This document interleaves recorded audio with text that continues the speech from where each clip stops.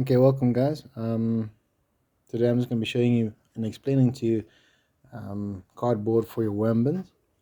Okay, what it can do and what you can use it for and problem solving. So basically, generally, worms do enjoy cardboard. Normally the one that is actually quite thick.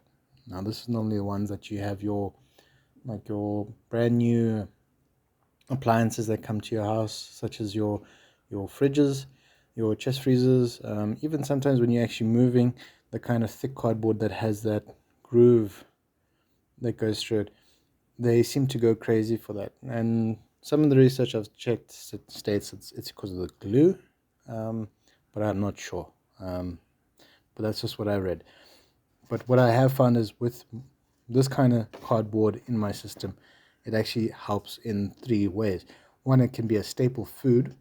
Now, it does take a long time to break down. So just take that into account. If you want to actually give this as a food, you can feed it, I'd say, once every 2 weeks, once a month, because it does take a long period for them to get through it. But if it's something like this, the egg cartons where it's mushed up recycled cardboard, it generally breaks down a lot faster than your typical brand new cardboard, which is flat and pressed down. So just take that into consideration because it also depends on how many worms you have in your bin and how long or what other kind of foods you're putting in. Because if you're not putting anything else in, they're going to go for this first and consume it all, kind of thing.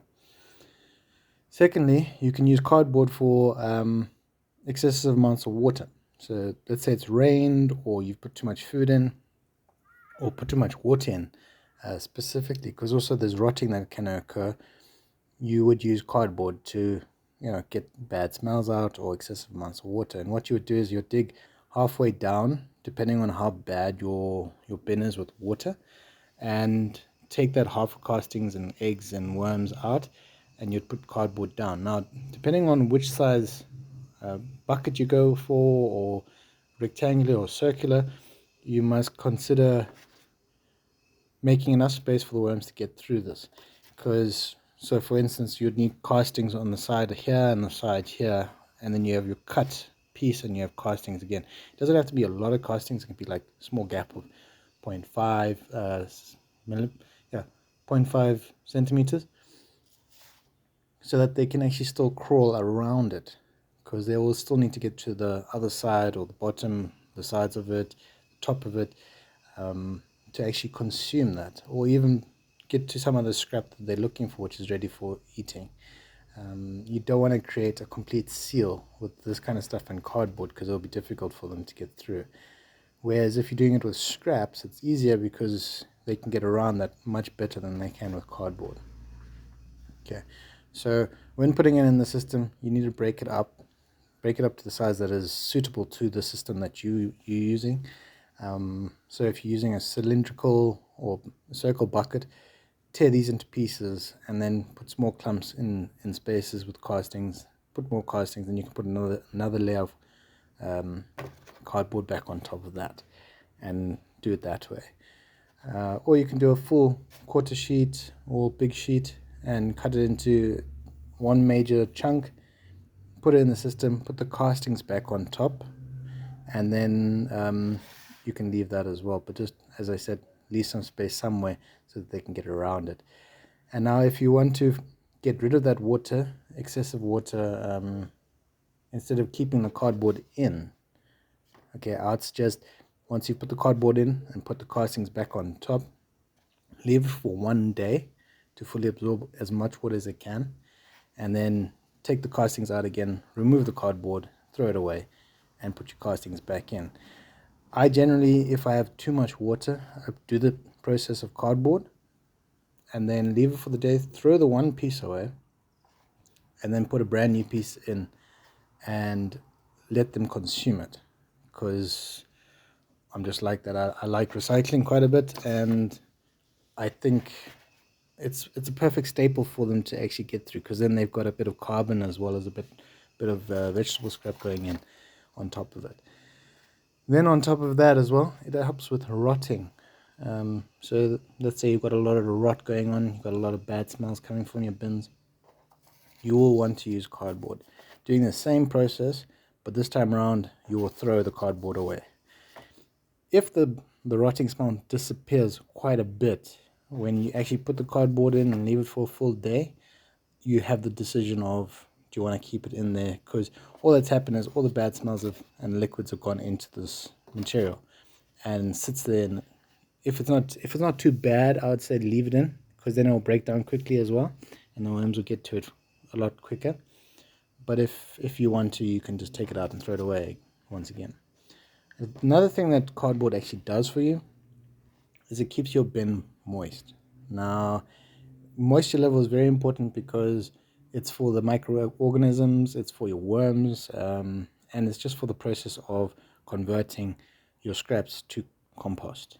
Now, having a piece in is, or even paper for instance, is a good thing, but cardboard actually retains water far better than paper, and it keeps your bucket moist. Especially in hot climates, you would probably want to have a nice thick piece of cardboard in there, decently sized, just to keep your water levels and moisture levels correct, because then you don't have to be too worried about always watering it, because the cardboard will retain most of the liquids for you. Not to say that you mustn't water your system, you must always check that, but it does support you as a person having to fill it up all the time. Now, I'm going to go into basically what kind of cardboard you should look for, and what not to. Now, I found this Bell's whiskey box, and I would recommend not going with these kind of things. Specifically, just because if you look, there is a glare that comes off from the sunlight.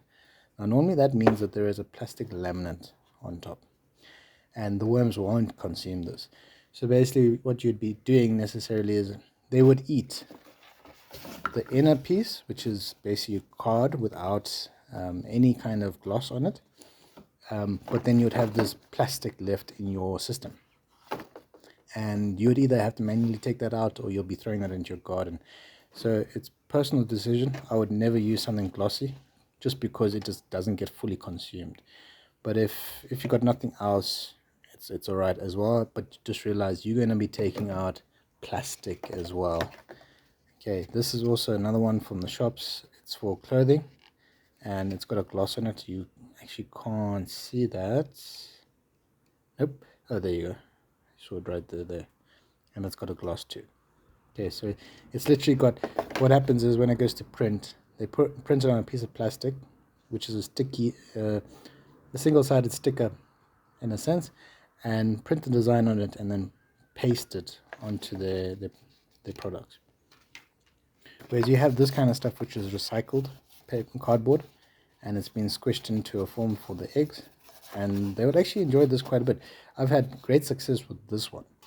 I don't know what it is about it. Maybe it's the recycled process or the gluing process that goes along with it, like the other cardboard I mentioned, which has got the grooves in it.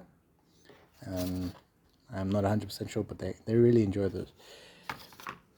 Another one to actually note is your typical toilet paper rolls. They consume these. What you would just do is shred this a bit, because it's quite compacted, and throw it in the system. It'll eventually be broken down and they can consume that too. Now, the perfect kind of cardboard to look for is the ones that don't have a gloss at all. Now, this is a perfect example. It's a printed design on a piece of cardboard, but there's absolutely no gloss. No. It's just this matte kind of look, and it's, as you can see, it's quite dull in the sun. And that is perfect. Even when you feel it, you can actually feel it as cardboard. There's no plastic there. Excuse me. And it's typical cardboard. So the one I was talking about is actually about yay thick, and then it has those grooves. So basically that's cardboard for your system. And yeah, I've had great success, as I said, but just stay away from that glossy stuff. It really doesn't do you any good. I've had to actually pull out chunks of the stuff when doing harvesting. It is not something you want to have going into your garden. But as I said, it's up to you. Worst case scenario, you need to use it in an urgent situation, then do so. Thanks for watching, guys, and I hope you actually learned something.